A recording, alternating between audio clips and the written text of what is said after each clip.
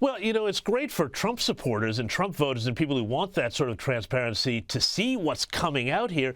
But, the media seems to be squelching an awful lot of this or playing it down. And isn't that because so much of the media was part of the cover-up and part of the whole deal, getting leaks, getting stuff dropped out to them about this false Russiagate conspiracy that then they went on and, in some cases even won Pulitzer Prizes for? And I know if folks don't follow American politics, they don't watch this show very frequently, they might think exactly that. Oh my goodness, this must be some right-wing conspiracy thing, and why didn't we ever hear about this in the press? Keep in mind, what do we know for sure now? Without exception, it's been admitted by the press that they got Joe Biden's mental difficulties wrong. Whether or not they affirmatively covered it up or just didn't want to look at it or ignored it and go away, they are willing to do things that are really unsavory in order to prevent Donald Trump from being president. So I think it goes to show you what the media in this country will do. That's the beautiful thing about the Biden cover-up, let's just call it what it was, is that it's sort of there for everybody to see now. And I think it's fair to ask, all right, if the media covered up for Joe Biden's mental inabilities, what else have they been covering up for the last decades? Well, and spot on. And I mean, these are the same people who say that Trump is the threat to democracy when, of course, they're participating in this very big kind of cover-up here. Well, it is a cover-up. It's not kind of. It is a cover-up. But then just on the Epstein files, you did mention that before, it feels to me that an awful lot of people who used to call it a conspiracy theory are now revving it up because they want to create more noise around Donald Trump to distract from, all of this. But at the same time, I'm not sure the White House has handled this situation with these files, exactly, in the best kind of manner. No, they haven't. They got this one wrong. Let's be candid. You can't deliver on every single one of your promises, from immigration to taxes to transparency, and then not deliver on the Epstein files. You just can't do it. It's been fascinating to see the president sort of try to make this go away with the wave of a hand, and then the base of his party has said no.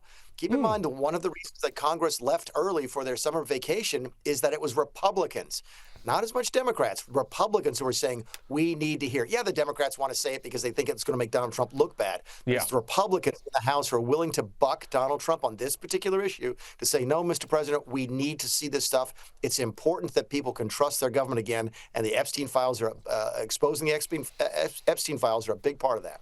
Hey, Mick, I want to go to this meeting that just happened a few hours ago, between Donald Trump. He went down to the U.S. Federal Reserve to check up on the renovations. And so the President, Donald Trump, a former builder himself, and the Federal Reserve Chair, Jerome Powell, had a little chat about the renovations. This looked to me almost like a scene out of The Office. Have a look at this.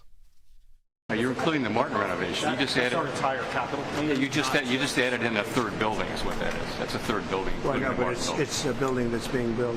No, it was built 5 years ago. Now, there were some tense scenes there, but the president downplayed the exchange just a few minutes later. No, I didn't think it was tense. No, I thought we had a good meeting. No, there was no tension. Mick, what do you make of this whole standoff between the Fed chair? Now, obviously, Trump wants the Fed to bring down rates, but if Trump pushes too hard on this, he's really going to spook the markets. Where is this all going to go? They want him to quit.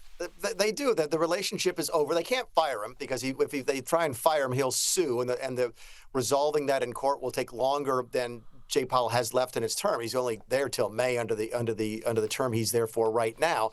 But they don't like him, and they want him to go, and they're going to do everything they can to make his life miserable. And I got to be honest with you, when you go a couple $100 million, in fact, I think it's $700 million over budget on your building, you give people the ammunition to make your life difficult. When you go to Congress and don't exactly testify completely, correctly, leave it to others as to whether or not it was honest or not, you give people more ammunition to make your life difficult.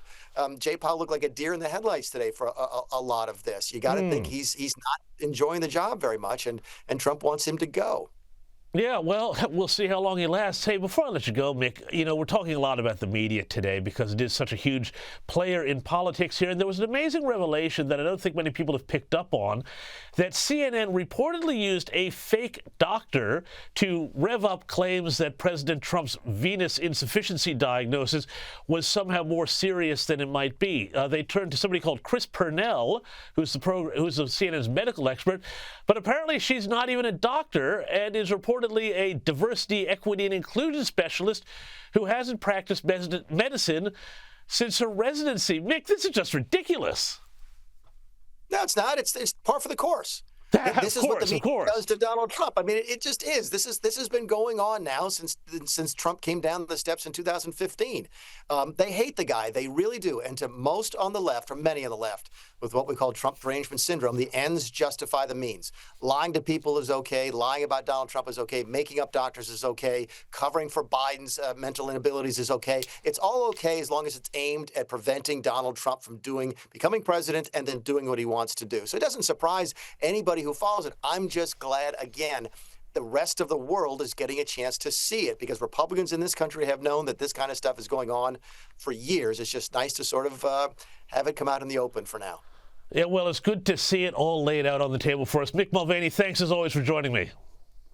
Thanks, James.